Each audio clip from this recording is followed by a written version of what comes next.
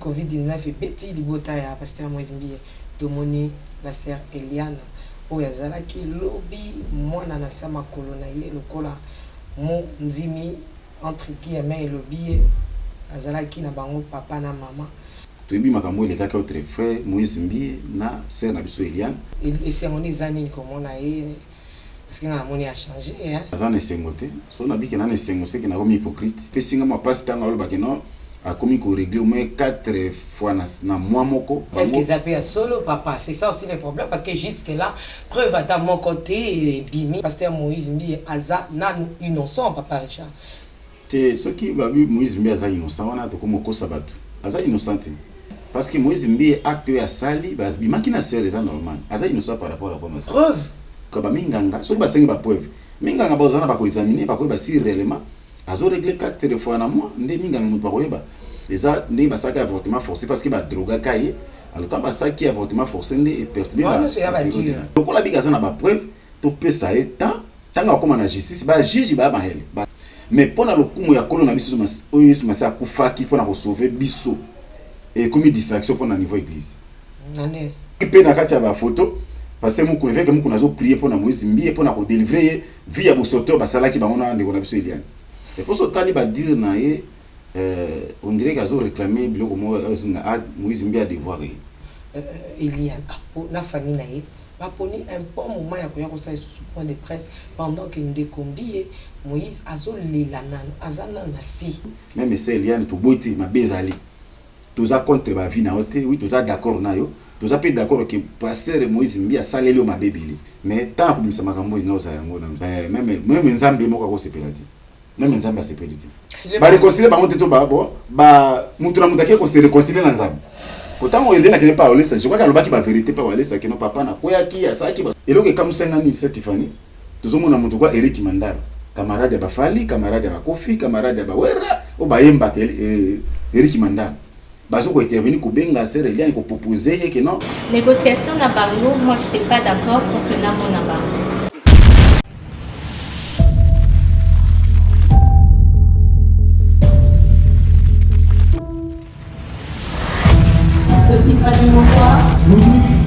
Let's go.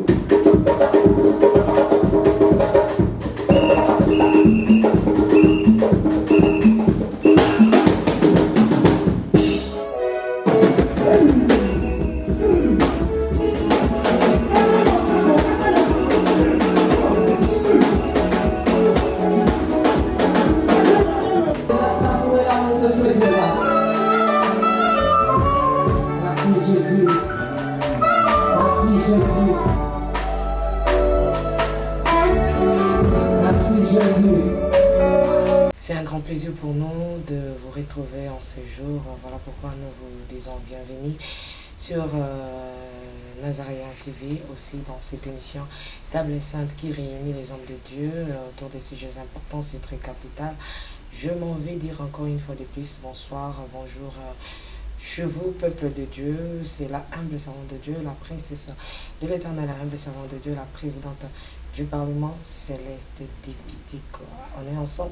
Il n'y a pas de souci. Aujourd'hui, nous bénissons le Seigneur parce que nous recevons pour vous, pour nous aussi, le pasteur Richard Nekese Mangando, c'est son nom. Mais avant toute chose, bénissons le nom de l'Éternel et réjouissons-nous dans le Seigneur comme recommande la parole de l'Éternel à travers ces cantiques inspirés par la sœur Tiffany Moka. Et on se retrouve tout juste après. Régie, à vous.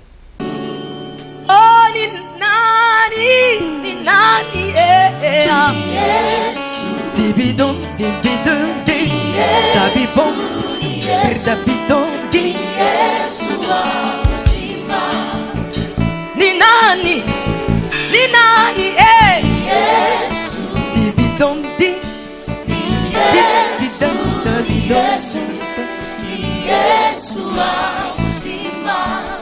Asante sana Bwana.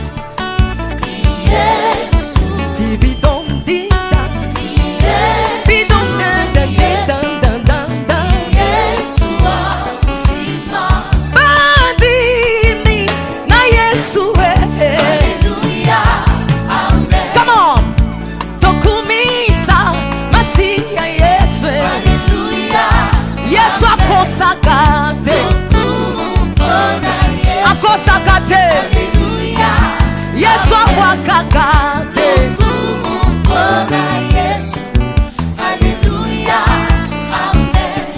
nalapi seleka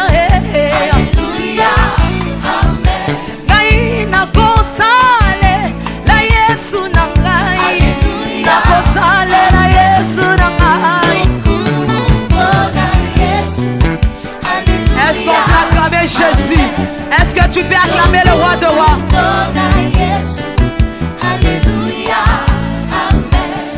Bandi mina Yesu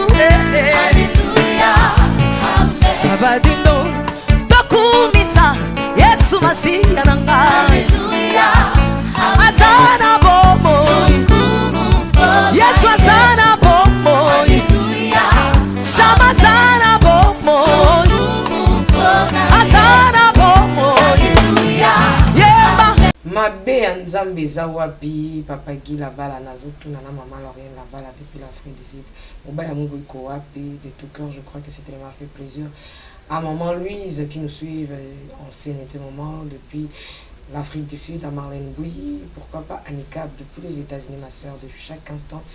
J'ai dédié encore ces cantiques à maman Madé Kibani depuis Londres, donc bateau Nyosutban à Londres.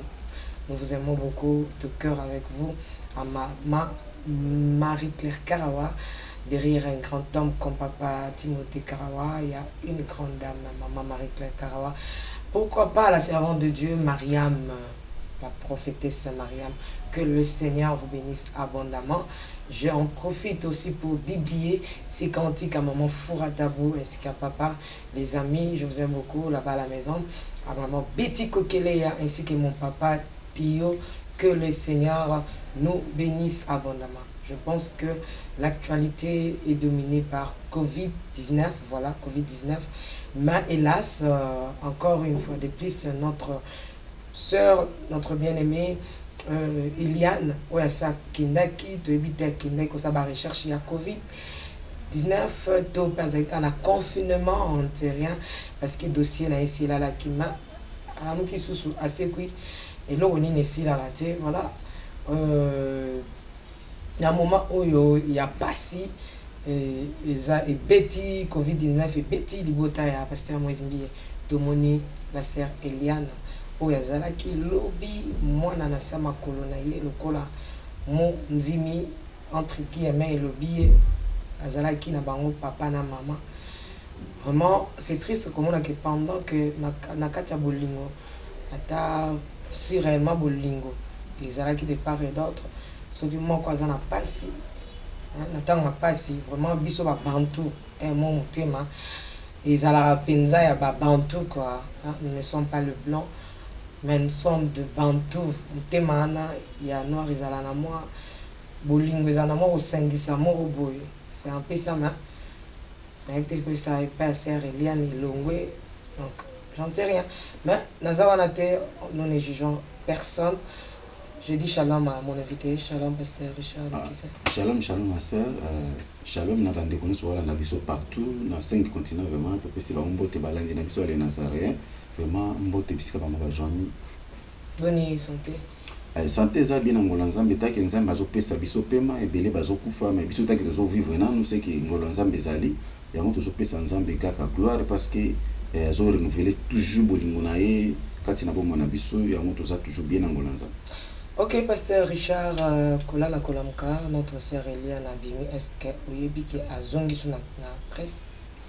Oui, nayebi lobiga nazwaki ba nouvelle ka bengisa ki ba journaliste nous baki na conférence sengele ki aloba sengele aloba parce que ala mokili susu bon peut-être que to pesa ki ba conseil to ke koloba d'autres pas to lobela ki ezala ndeko na biso frère na biso Moïse Mbiye ezala sœur na biso Eliane o baza ba fidèle ba ndeko kati na kolo to meke ko pesa bango ba conseil ba sœur nzai ba salinyo so ke ba sala ndenge bible lobaka est ce ki makambo ezwami parce que évangile makambo ozanga te.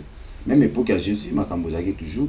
Même époque à biso ba frère na biso ba ene na biso na foi ba Pierre, ba Jacques, ba makambo zaki mais ba arranger kango toujours, ba zaki ba compromis mais tout moni lobi sœur na biso Eliane oyo kesu ko bingisa ba journaliste pour na la na kaka dossier na bango na Moïse Mbiye vraiment elekela même nga parce que na tango monde entier ba toilette ezo dominer biso zaka coronavirus ezo silisa bandeko na biso basai na nzambe na Kinshasa toza na confinement wa toza na Gombe Kangami toza ma area ndeko na biso Vital Kamerhe kangamaki na bambongo ya Tambwe Mwamba na Janine Mabundi na président toyebi makambo ezoleka na Kongo yangona mais to kama susu na poisa kaka ningi lingala elobaka batalingala na poisa to moni ndeko na biso il y a na telemi bon toyebi te nini eza juste yango to mekaki pe kolobela taki actualité ngo kotika na biso te mais toza obligé kwa kolobela kaka ke non kimekota na frère na biso Moïse na frère na biso Eliane sœur na biso Eliane kimekota parce que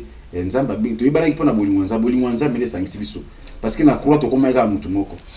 Pasteur Richard avant le ote ya bolingo po bote bolingo trop de que Eliane a luki avec ça dans la Bible na retrouver en te tozo ngana na régie to landa no ba dire mokie ambiance o ezaki na kati ya conférence wana ebongo tozo nga ndeko na bino ya mwasi mwana na bino ya mwasi leki na subir des choses très horribles et belé au royaume dès na zoyebisa bino boye bomona te que na benzi beauté la bien boye pour la presse mais au fond de moi na zo souffrir ma casse la santé na ngamoko ça ne va pas parce que je règle 4 fois par mois. Comment expliquer? Donc je suis déjà une femme morte. Vous voyez bien, je suis déjà une femme qui n'existe plus dans ce monde. Parce que là, les hommes à Kambo, alors par rapport à la négociation, puisque moi j'ai été poussée au début, comme j'ai toujours dit, c'est vrai, on est tous abyssoniens, pas chrétiens, mais j'ai été poussée, je ne suis pas extra-chrétienne. Mais la conviction divine qui était en moi et ça dit que Ngai n'a se permettre de sur la voie publique parce que la bonne est belé peut-être la monnaie mais d'avant la kimia. Alors, en annonçant que nous avons un peu révélé sur les réseaux sociaux, de camp adverse et yokaki, batindi avocat naïf, la copie que c'était comme on a été. Mais ayaki pour la négociation. Négociation na bango, moi je n'étais pas d'accord pour que na mon bango. Tout ce que je veux dire, justice soit faite. Les qualités des avocats, bayebi, ça na bango, surtout pour les avocats qui se respectent comme le nouveau collectif que je viens de recevoir, que je viens d'avoir tout à l'heure. Je pense que la bosse la msala na bango très bien. Et que la justice doit être faite par rapport à la deuxième question. La justice doit être faite. Je veux justement qu'on puisse me remettre dans mes droits les plus légitimes. J'appuie sur ce point-là. Après tout le scandale, la ligne justement qu'on me remette dans mes droits les plus légitimes. Donc ça veut dire à Balayo, quelque part. C'est ça les droits légitimes que vous attendez. Non, c'est une question. Il y a beaucoup de droits légitimes, bien sûr. Comme quoi? Et c'est un peu là, je pense que je dois discuter. Ça reste en moi. Je vais discuter avec ma famille. Et ensuite, on va les déclarer devant les avocats. Ce n'est pas déclaré ici en public. Mais ça sera déclaré devant les avocats, en famille. On va concerter cela. Parce que je sais ce que je veux. Et là, sera concerté en famille. Ok, de retour. Merci Alain Kiakala, Boavida, Yves Bolofa, Oyo, Joaki Billy Liwana, Papa Richard, Nyakisi Mangano, Olandi, Ndeko, Eliane. Tant au monier, et c'est mon années comme on a eu, parce que la monnaie a changé, hein. Bon, naza pena esengo na ngaza te komona ye pena naza na esengo te so na biki na esengo c'est que na comme hypocrite et komona ye déjà epesinga bisali bien te parce que quand ya bana nzai makambo ezanga kate to ebi makambo ele kaka autre frère Moïse Mbi na sœur na biso Eliane ezaki na makambo bolingo parce que ba lingana ki zaki bolingo na ba ezaki que non soit disait ba koma na libala to ebi parce que bolingo banana na kisheri bani na kisheri ti bokoma na kifiancé ba normaliser ngo après comme na mariage tango mobala opesa dot botebite biloni ba yokanaki na kati ya bolingo mais esimbi sute nde botana moni vraiment et ça libéré parce que sœur Tiffany Pour ngai vraiment nzambe la nzambe a désordre te. Oui, tu boiti makambo masalaki eza frère Moïse Mbie to kondanaki. Biso za ba passer te ko loba to bana masquer makambo no. Frère na biso acte asalaki passer asalaki mabe.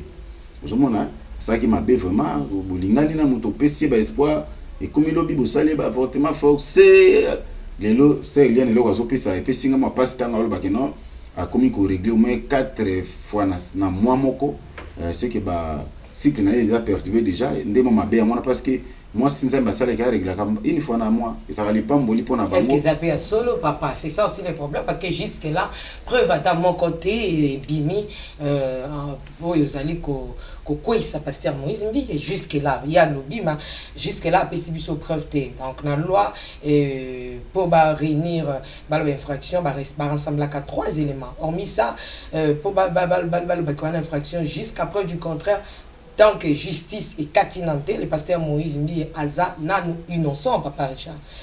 Ce qui va vu Moïse Mbie aza innocent, on a tout comme au sabatu. Aza innocent. Parce que Moïse Mbie acte à sali, bima qui n'a c'est raison normal. Aza innocent par rapport à quoi ça. Preuve. Bon, ça preuve. Eza makambo, eza santé na. Santé na ndé azo sentir, eza siko likambo ba minga ngande mutu ba ko sala ba examen ba yeba réellement parce que il y a déclaré ni azo ka santé na. So ngana biso que certificat na za na zo ka libu passe.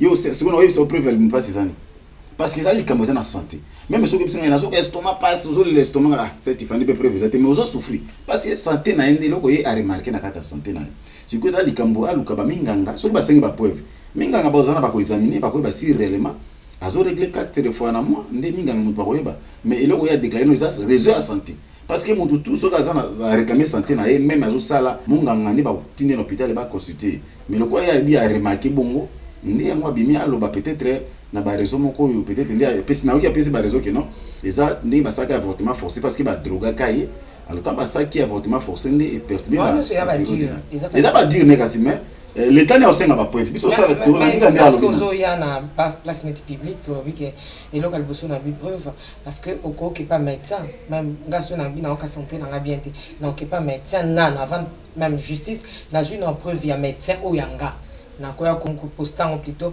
excusez-moi na public potala médecin na ngaya le bibo alors nazo c'est atoke na justice pour justice peut être délégué biso et pas ya médecin oyo bang l'hôpital bango ba osana nini ba proposer biso mais jusque là notre sœur azaka na ba dire kana ba dire naza na ba preuve mais preuve moko na nte bimina oyo ko ba brandir ango oyo prouver que réellement bazaki na mbetu boy bakotaki na chambre boy bazalaki biso tobite que ça photo peut-être ça vrai donc papa Richard on a quoi éclairci bana ko éclairci ba tout ba preuve on a quoi yeza na ba preuve yende alobi aza sûr parce que zoki na justice nda za censé ko senga ba preuve pour la justice ba funda moto ko loka wa kize parce que jaibi ba tama ba na yibi il faut ko pesa ba preuve nde to moni ba preuve ba kino vital caméra yibi to moni ba mbongo e bimi na Bukavu sika bomba na cave to moni mangi oui ya mbongo ya ba son de moto yango ba détourner ozomoni ba preuve alors lokola bikaza na ba preuve to pesa eta tanga koma na justice ba juge ba mahele ba tangi classe wana pona ko sambisa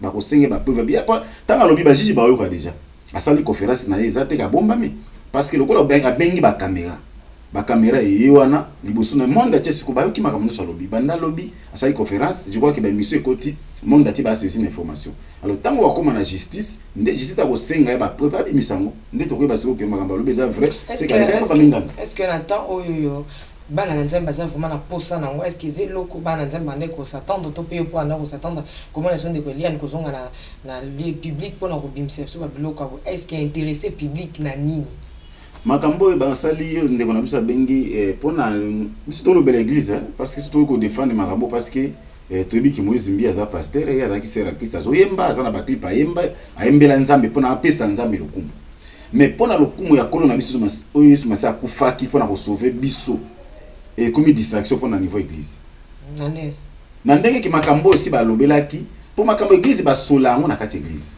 pour ba kende na kati église ba ancien baza wana ba serviteur baza ki na je crois que Eliane aleka ki pa évangéliste wala ça pour la délivrance amone que non na koleka na justice te na koleka na société na makambo na zanango il faut na luka mose na nzambe aluki mose na nzambe ndeko na biso kabundi wala ça oyo azwaki taya ko prier pour Eliane pour la délivrance na na pare pe amu apôtre nani pasteur Moïse Mbie amoni que non magé naza pasteur mais naza pe brebis na pe pater akolo na luka pe ba ene na nga pe na luka pe na se repentir na prier pour na kati ya makambo na sala ki ya fausseté ya impudicité ko sala makambo na saki ya mabe ye pe na par na ya simba ki nzela akena bandale pa évêque Mukuna Moïse Mbie Moïse tout mona ki pe na kati ya ba photo parce que Mukuna évêque Mukuna zo prier pour na Moïse Mbie pour na ko délivrer vie ya bosoto ba sala ki ba ngona ndeko na biso Eliane ba prier pour na ba ngona so dit et pas nzambe tout moni ki bazongi correct pas ba okena ba kena na ba justice zo simba te mais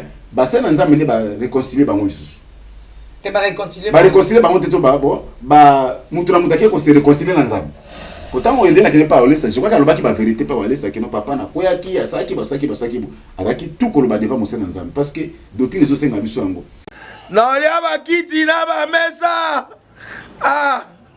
atanya ukondoko na mona yo na chayo na mwamba la minute on a 4 bena katikata saki ya fufu.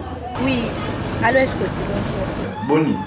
Et l'autre côté, et puis qu'il y a mon bureau à travailler des micros. Donc dès que ça on a eu galère na niveau 0. Bon, tout ça là boy. Ngai naza na mbongo vraiment mingi te.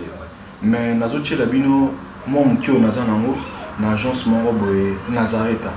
Sarita qui dit sérieux. Oh. Maman, comment est bon donc yo pesa au fouti mbongo kuna partir à poto biso to ya to jibilo. Na bengi ya Scotty. Agence moi ifongami comme na Nazareth. Na kufie. Agence lisusu. Donc ça sou mulongo kuna. Pendant cela sou. Kuna eza mamba mulongo te. Ye si afuti mbongo kuna partir à poto biso tozo ke ko récupérer biloko oli. Ah tika boyeko. Yeso mona makama bongo na monte. Bat papa si mbongo kuna biloko ke récupérer biloko oli na agence. Ezalaka. Mais yango bandi. Maman, dès qu'il y a des singaï, mais na limité, na lingina mona ki mona beso, poli kambaboye, na monde na ne salamate. Maman, yebi sangaï. Ba pesi mbongo kuna, biso to récupérer biloko kolia awa. Ya solo boutique Nazareta, ezali boutique où ezali à distribution de produits alimentaires. Ah! Na sali poto sunga, bandeko oyo. Même ba oyo baza na peu de ressources comme on a été bandéclon baza niveau à Kinshasa même avec un petit rien donc à partir à $10 $15 donc so ça na mbongo te ndebono na pota ko sunga yo a ozika biloko kolia maman Nazareth nzamba pambola ya bakise mikole belé awa na sena mokili et bongo awa tozawa poto yeba adresse awa la boutique Nazareta est ici à Kubunga te toza sur avenue Monkoto numéro 1 direction Elengesa face à face na église catholique Saint-Vincent. Ah, direction Elengesa Monkoto numéro 1 à face à l'église catholique Saint-Vincent. Ah, Saint-Vincent d'école.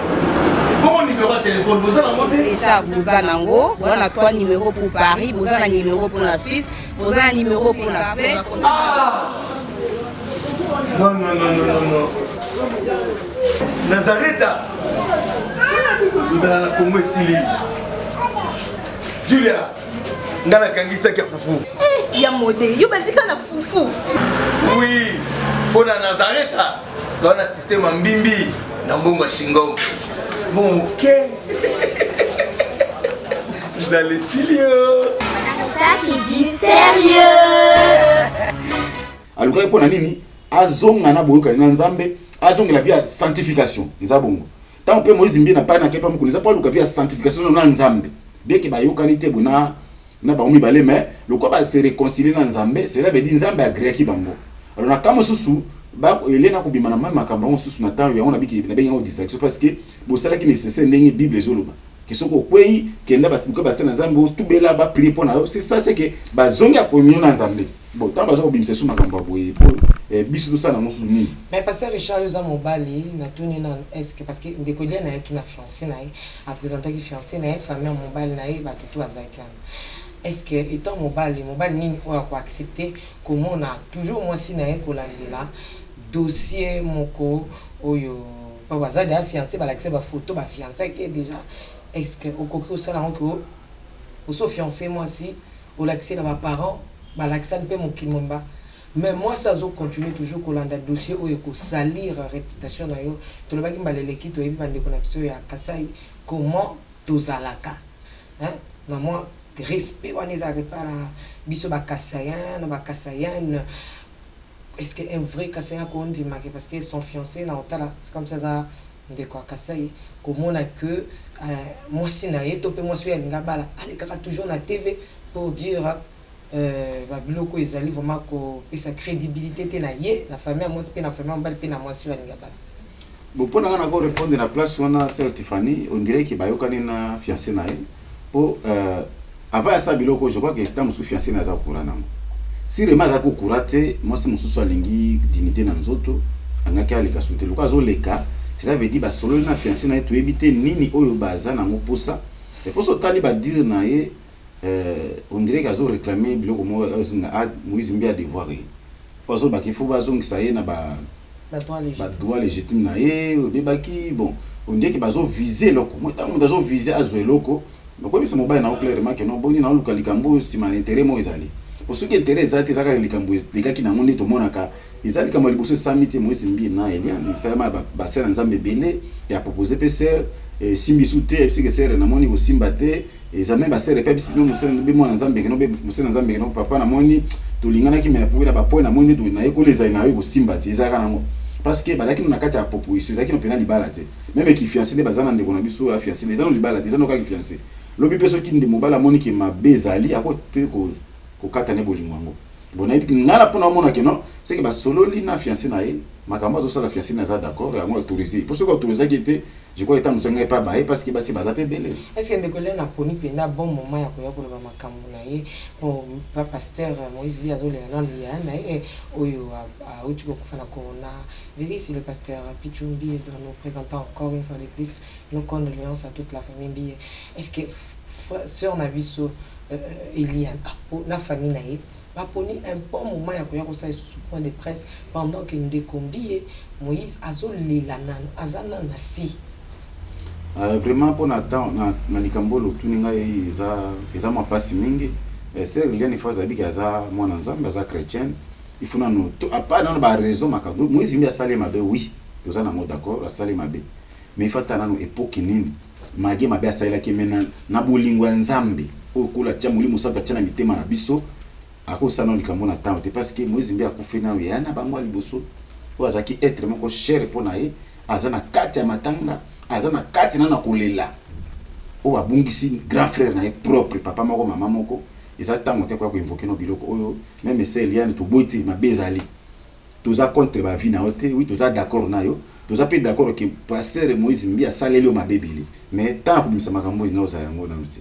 il fallait tika na alela ndeko na ye ndenge biso to ba bantu alela na ndeko na ye sili makambo esili likambo epola raté lokole komaki na justice même ata na mois nini ko ya ko invoquer likambo na mois même l'année prochaine même na ba mois ko landela biso ba octobre ba décembre ba septembre eza toujours temps akoko ko landela makambo parce que justice est évidemment makambo yo dossier za déjà na carte de justice mais na temps moninga za na ba pasi il faut tous na motema ma sœur to ko sa te ka po magena na raison ti même singa na za na munana likambo na okuta ke mutu wana wazaki na nyongo na ta ba million na kuti ya kufeli mamu ba kufeli papa je crois que na tout nembongo na te so kaka kufeli en tout cas na motema mata ko ngape na mutu parce que ngabiso pe duzo kufa il n'a pas ko la peine de konaye mais na taw yo akako bimisa sous ba dossier vraiment esali mabeta ke mutu ayebi nzambe ayebi parole de Dieu mutu ayembela ka nzambe ta ke sert na biso Eliane ayembela nzambe o asela ki nzambe et vraiment le ko sali même nzambe moko ko sepelati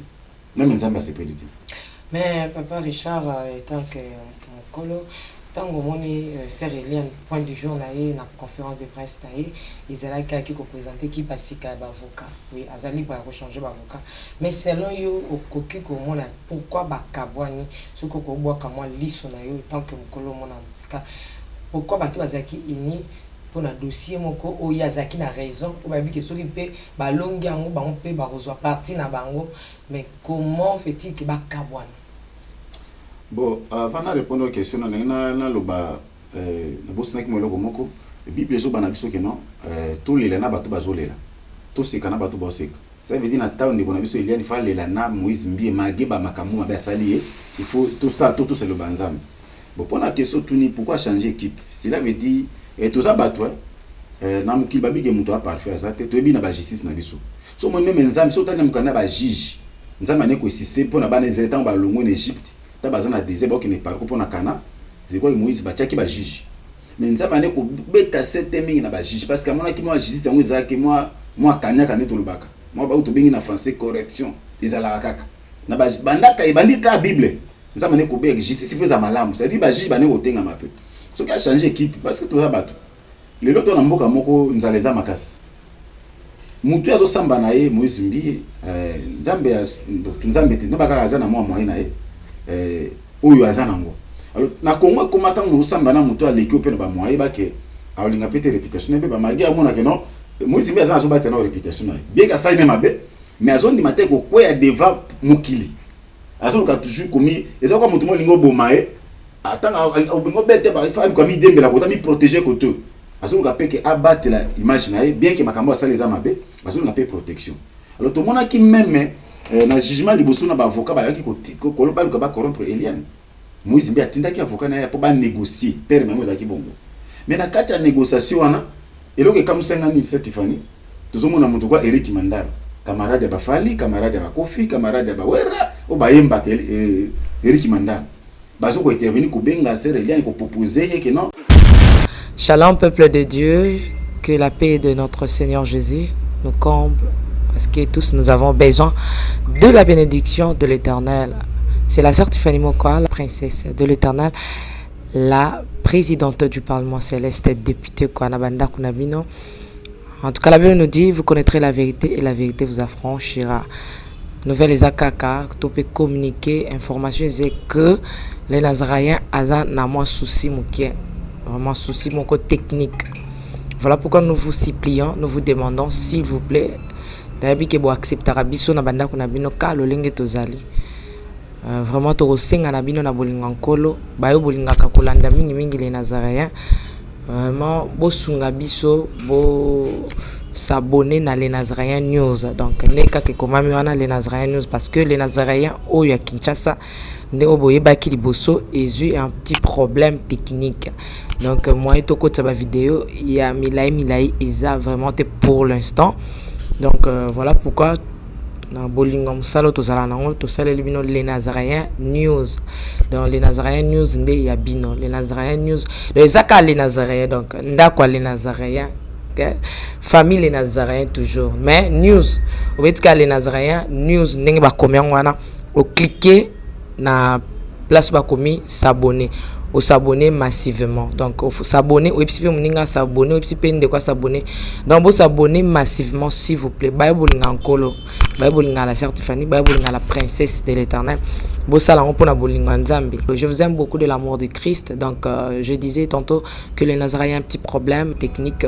Voilà pourquoi nous vous supplions de s'abonner sur les Nazaréens News. Ces derniers temps, nous utilisons beaucoup plus les Nazaréens News parce que les Nazaréens Kinshasa a un petit souci, un petit problème technique. Que le Seigneur nous bénisse, que le Seigneur vous bénisse parce que tous nous avons besoin de la bénédiction de l'Éternel car la Bible nous dit c'est la bénédiction de l'Éternel qui enrichit ne fait suivre d'aucun chagrin. Au moins, émission Talio attaque au donc toujours sous kaka na ba minute cho ba 1 minute 2 minutes 3 minutes parce que moi to ke mula ezate donc ba témoignage au lanjo table centre au lundi mission ka ucho landa oyo attaque oyo lundi ya muke oyo donc cliquez lien oyo na sewana après titrage kazo landa wana donc so moni titrage na sewana au mona lien alors cliquez lien wana et vous mettez directement dans les Nazaréens News donc cliquez kaka donc au tali attaque au moment la titrage ezawana ce qu'on a c'est à titrage wana au moment la lien final lien wana et comme mayo na les Nazaréens News. Quant à moi je suis rempli, je suis comblé de joie pour bokozala boko s'abonner et belé ciao.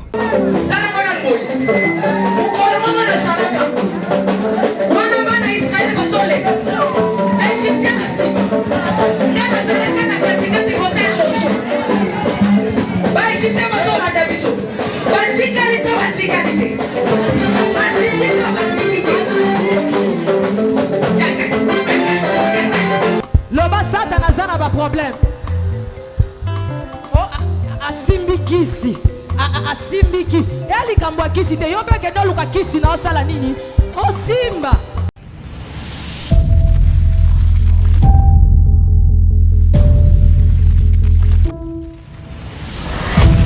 de Tiffany Mokoa.